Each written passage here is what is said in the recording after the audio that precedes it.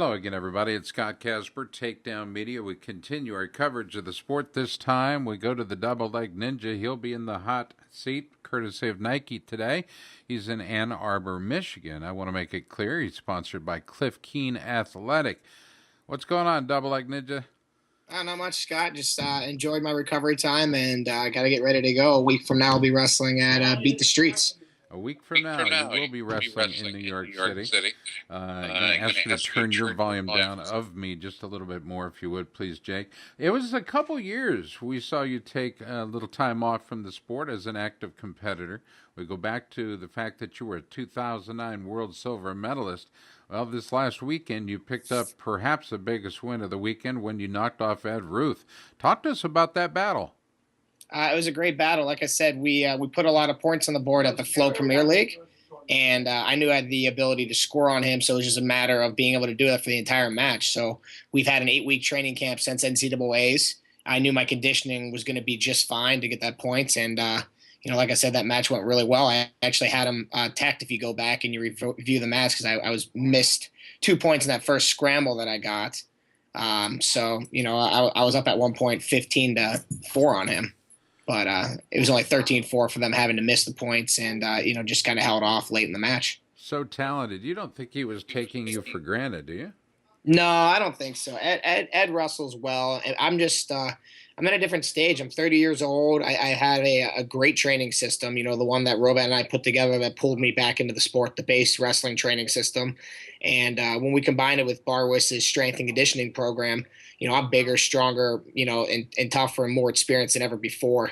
So just as long as my body's able to do what I want it to do, I'm going to have a lot of success here on the mat. If there was ever a man that at 30 years old that could run past a speeding train, jump tall buildings in a single bound, I would think that you are in condition to do just that. But my problem, perhaps, it's not a problem, but I noticed one thing you did prior to your match with Keith Gavin. And it became very apparent that you've embraced the mullet. Talk to us about that. Oh, yeah. Well, I grew my hair since 2012, essentially since the Olympic Games. I thought I was going to be done with wrestling, so I grew it out. I had my shoulder surgery, I had my knee surgery. And then wrestling got dropped from the Olympic Games, and I kind of pulled me back in. I saw a need for a cohesive training system for the youth, high school and youth clubs. So that's what I went and started creating, and it was based off the Russian system that we're already using at the Cliff Keen Wrestling Club. So I was like, hey, if I'm using this, let's do that. So, I did that, and I had my hair growing the whole time. And when I knew it was come down to competition time, I tried to braid it back for the match in the Flow Premier League, and it just wasn't working. So I decided to shave it all off. And if you're going to shave it off, you got to have a little fun with it too. So decided to shave it into a mullet and kind of put myself in a corner because I had to win the tournament or else I just look, ridiculous with this haircut not winning.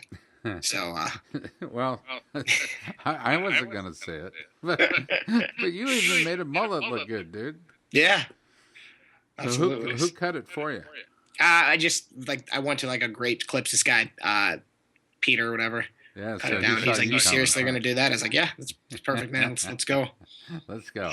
All right, so gold medal round. Let's go back to that. The double leg ninja. That's you faced Keith Gavin, and you hit a 4-point move early to go up by 4. Scored now 4-0, and under a minute remained. Gavin scored a takedown off an inside trip, cutting the deficit in half. At any point, did you feel you were in trouble, or did you know that you'd be able to answer? I knew I'd be able to answer. Like I said, I got that push out then. It's hard to get to Gavin's legs. I wanted to attack more and get it more. But after that 4-point move, it was kind of nice. Kind of sit back a little bit. But again, I'm not going to be able to do that against the best guys in the world. I want to win a world title. You can't just hit 4-point move and hope to win a match on that, when you're wrestling the Russian or the Iranian. You got to keep attacking. And that's going to be my next focus here, is to be able to attack for 6 minutes straight, because when I'm attacking, the worst thing that happens is I get in a shot and nobody scores. It's not like when I'm attacking, they're scoring. It's I attack, I score, I attack, nobody scores. So if I'm attacking the whole time, I'm either winning, or just building my momentum the whole time.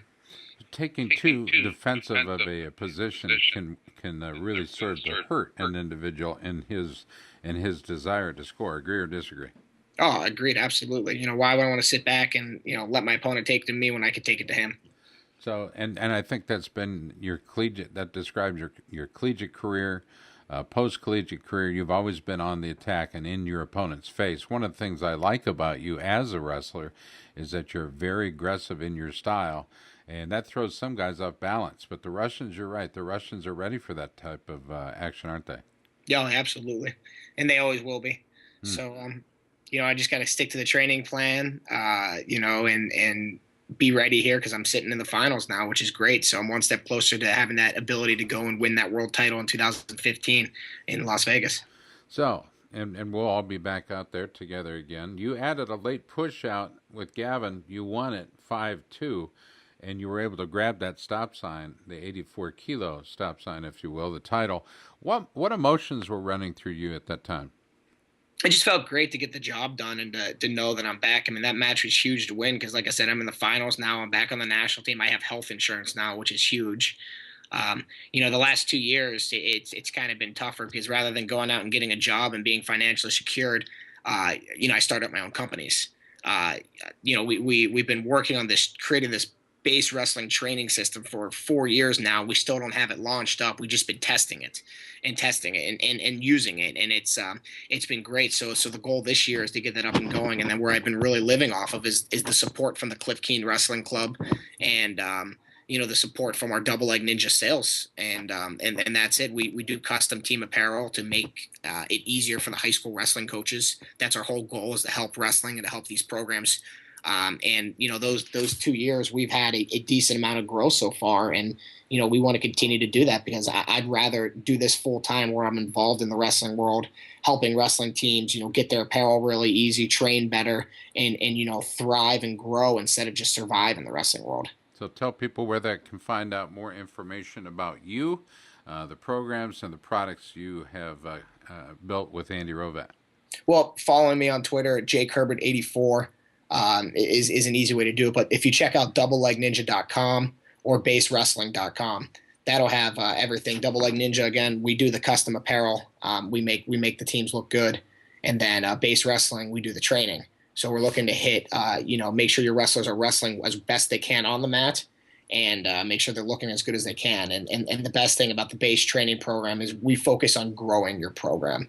It's not just about wrestling better and being a better wrestler, which is in there, and that'll happen. But we want your program numbers to increase. We want the kids to stick around longer. We want them to become better athletes and leave the sport, as fans. Because that's our biggest thing that we need, Scott, is that full circle. So these kids say, hey, I had a great experience with wrestling. I might not have gone on to college and do it, but I definitely want my kids to wrestle because it made me the person I am today. This show is seen in 70 million homes, an opportunity to talk to the kids, the families, and the wannabe fans. What do you want to tell them in 30 seconds?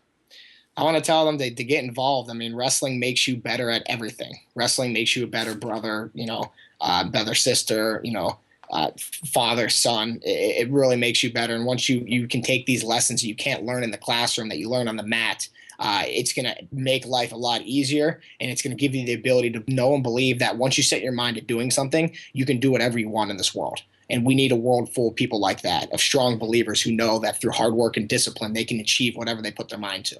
One of the strongest men I know, both physically and mentally and emotionally, is Jake Herbert. Look at that, shooting the guns. But he has been a guest today in our Nike hot seat. We appreciate him taking the time. Our best to Andy Rovat, all the folks at Cliff Keen as well that have been oh so supportive. Thank you very much, Jake. My best to you, and we'll look forward to seeing the results that you'll be providing from New York City in the Salsa in the Square. Thank you, Scott.